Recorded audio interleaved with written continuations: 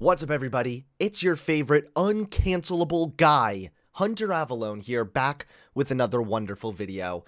Today, we're talking about the big, the bad, the spooky cancel culture. And no, we're not actually making fun of any conservatives for claiming something is cancel culture when it's not. Instead, we're taking a look at a legitimate example of cancel culture. Buckle in your seatbelts for this one, because this is a saga of betrayal, double standards, hypocrisy, and romance. There's not any actual romance, but I do love the hypocrisy in this story. So let me give you just a little bit of backstory.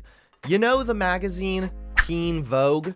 Yeah, you've heard of them. You never really took them seriously. They're kind of cringy and annoying. Yeah, okay. And recently Teen Vogue thought, hey, we need a new editor-in-chief. So they hired someone by the name of Alexi McCammond. Now, up until this point, everything was fine. Everything was nice. The birds were chirping. The sun was shining. Rainbows are in the sky, signaling to the gay agenda. But whoops-a-daisy, the time machine found out that this newly hired editor-in-chief had made anti-Asian tweets when she was in high school. Keep in mind that this woman is 27 years old, and she's getting blasted for offensive joke tweets she made in 2011 about Asian people. This woman had even addressed that behavior in 2019 when she publicly apologized for those tweets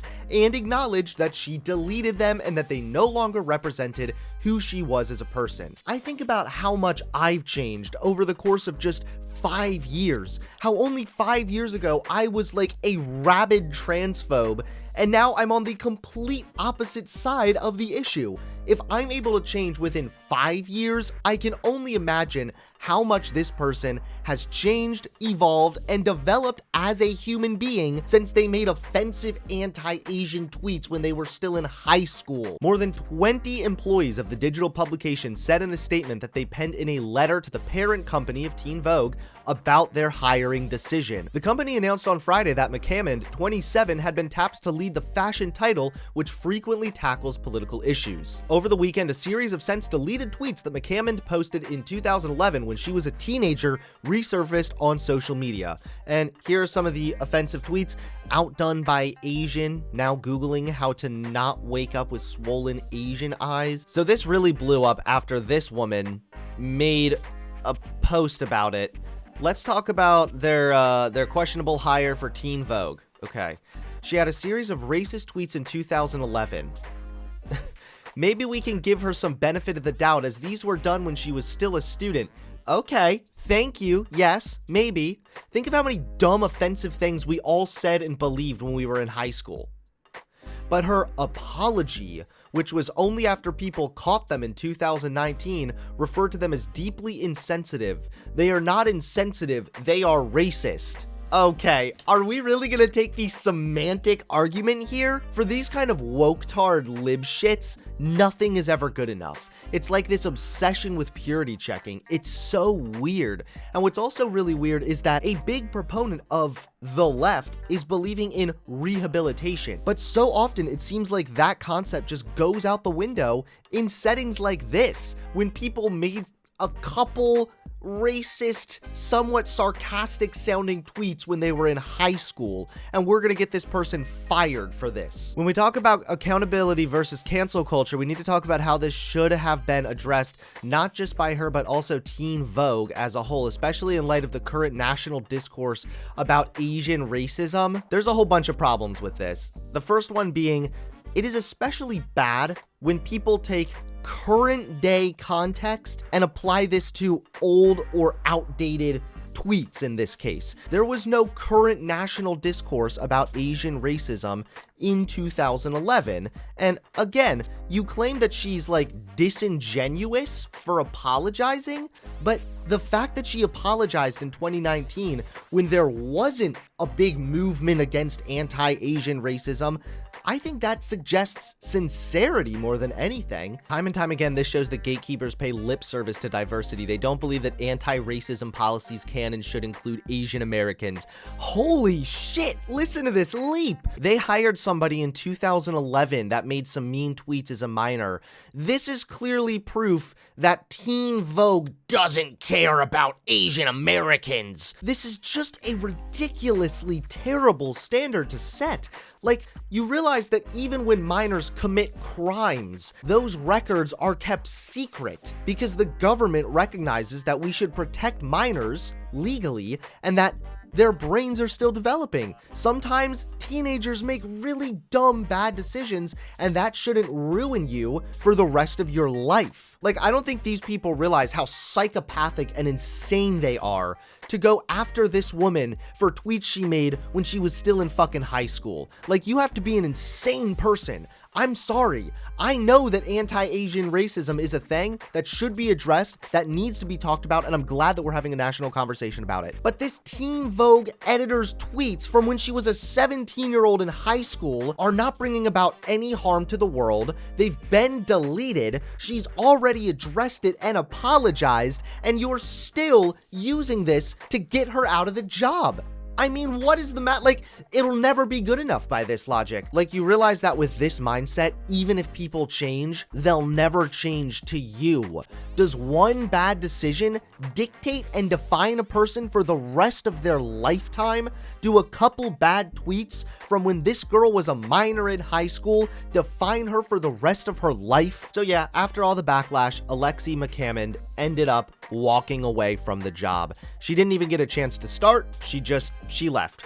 And she issued a statement and an apology once again. And then Teen Vogue commented on this and kind of just sat on the fence. They said, we've heard the concerns, and they said that we reject the sentiments. They too brought in the current moment of historically high anti-Asian violence, so they threw that side a bone. But then what they said here was also interesting and actually supports my position, is they also defended their decision and said Alexi McCammond was appointed editor-in-chief of Teen Vogue because of the values, inclusivity, and depth she has displayed throughout her journalism, the company said in a statement. Throughout her career, she has dedicated herself to being a champion for marginalized voices. So this is what I mean. Sometimes people can genuinely have racist ideas and be a bad person and then change their mind and then become a good person.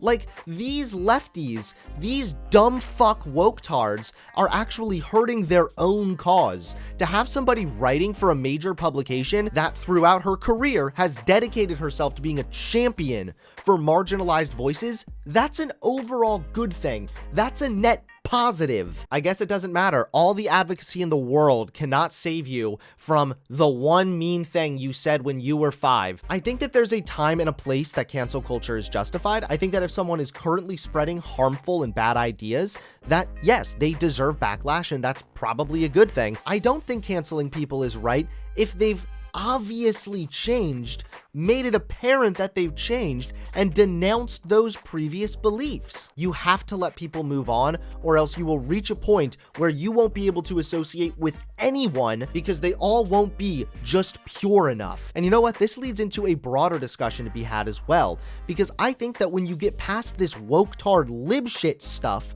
there's a lot of good arguments from good faith people on the left. But far too often people don't make it that far because this is all they see of the left. Often you have people that are apolitical, right? They're not really that involved in either side, and they end up going further and further right. Part of the reason for that is because the right is very accepting. They don't care. They don't purity check. They don't care if you were a socialist 3 days ago. Well, now, if you are thinking about leaving the left, you have some questions. They will sit you down, they will welcome you with open arms, and they will give you every single indoctrinated talking point that they possibly can think of. Then meanwhile, maybe you have someone who's kind of curious about what the left is all about. Maybe they really want to get into some like lefty activism kind of thing. I don't know. And next thing they know, they're getting purity checked because of a tweet they made in 2001. But the plot thickens. It seems that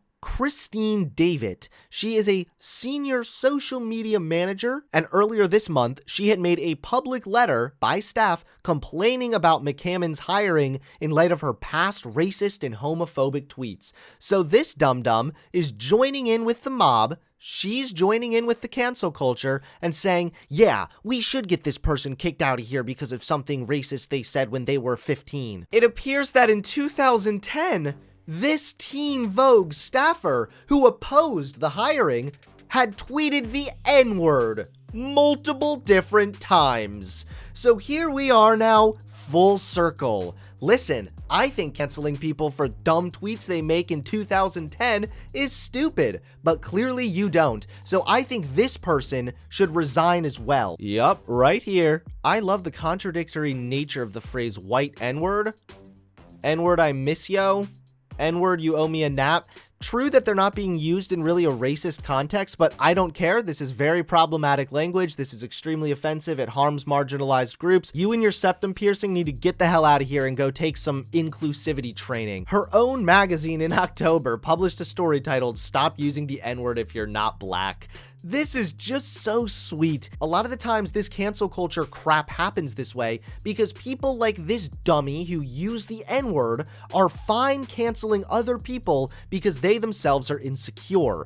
They want to feel like they're doing something to fight racism. For the love of God, stop canceling people for dumb, petty crap and start paying attention to the real issues. There are bigger problems to worry about than the fact that a 17-year-old said something somewhat racist in 2011 on Twitter. I'm sorry that that's just not really doing any harm to the world, but your attitude actively harms the world and harms real advocacy because you harm the optics of the people pushing for legit advocacy. So in short, fuck you.